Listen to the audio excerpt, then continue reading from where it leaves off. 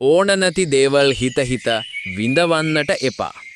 සැමට තෙරුවන් සරණයි. අද අපි කතා කරන්නට සූදානම් වෙන්නේ අපේ ජීවිතයට මහත් වූ සැනසීමක් ගෙන දෙන ඒ වගේම අපව දුකෙන් මුදවා ගන්නට හැකි ඊටා වැදගත් බුද්ධ දේශනාවක් ගැනයි. ඒ තමයි ඕන නැති දේවල් හිත හිත විඳවන්නට එපා කියන මේ වචන ටික.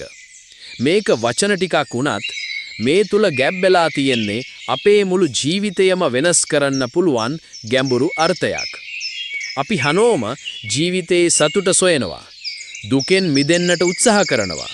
නමුත් බොහෝ වෙලාවට අපිට දැනෙන දුක, පීඩාව ඇති වෙන්නේ බාහිරින් එන දේවල් නිසාම නෙවෙයි. අපේ මනස තුල ඇතිවෙන අනවශ්‍ය සිතුවිලි නිසායි. අපිට පාලනය කරන්න බැරි දේවල් ගැන, සිදුවී අවසන් වූ දේවල් ගැන හෝ සිදුවීමට නියමිත නැති දේවල් ගැන ඕනාවට වඩා හිතලා අපි දුක් විඳිනවා.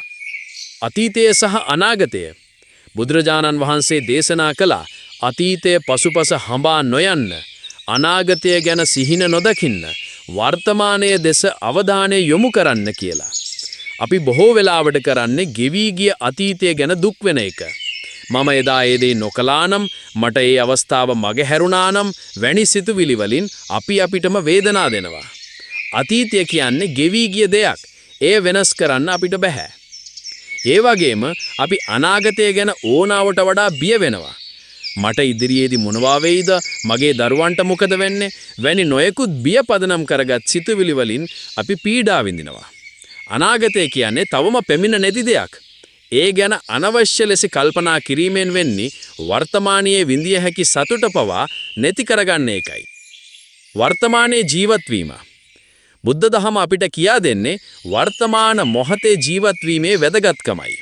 අපිට තියෙන්නේ මේ මොහොත විතරයි. මේ මොහොතේ අපේ සිත පිරිසිදුව සංසුන්ව තබා ගන්න පුළුවන් නම් අපිට දුකෙන් මිදෙන්න පුළුවන්. ඕන නැති දේවල් හිත හිත විඳවන්නට එපා කියන මේ බණපදය අපිට මතක් කර දෙන්නේ මේ යථාර්ථයයි. අපිට පාලනය කරන්න පුළුවන් දේවල් ගැන විතරක් අවධානය යොමු කරන්න. පාලනය කරන හැකි දේවල් ගැන අනවශ්‍ය ලෙස කල්පනා කිරීමෙන් වළකින්න. උපමා කතාවක් කියන්නම්. හරියට අපි බර ගොඩක් කරේ තියාගෙන යනවා වගේ. සමහර බර අපිට අත්‍යවශ්‍ය දේවල් වෙන්න පුළුවන්. නමුත් අපි ඒකම පාරේ තිබුණු ගල්, වැලි, දිරාගාය, කොළරොඩු පවා කරේ තියාගෙන යනවා. ඒ අනවශ්‍ය දේවල් වල බර නිසා අපි වෙහෙසටපත් වෙනවා. ජීවිතය කියන්නේත් එහෙමයි. අපි අනවශ්‍ය සිතුවිලි, අනවශ්‍ය බර කරේ තියාගෙන දුක් විඳිනවා. ඒ බර බිමින් තියන්න පුරුවන් නම් අපිට සැහැල්ලුවක් දැනෙනවා. මනස පුරුදු කිරීම. මේක එක දවසින් කරන්න පුරුවන් දෙයක් නෙවෙයි. අපේ මනසට පුරුදුවක් තියෙනවා අනවශ්‍ය දේවල් ගැන හිතන්න. නමුත් අපිට පුරුවන් භාවනාවෙන් සිහියෙන් යුතුව මේ මනස පුරුදු කරන්න.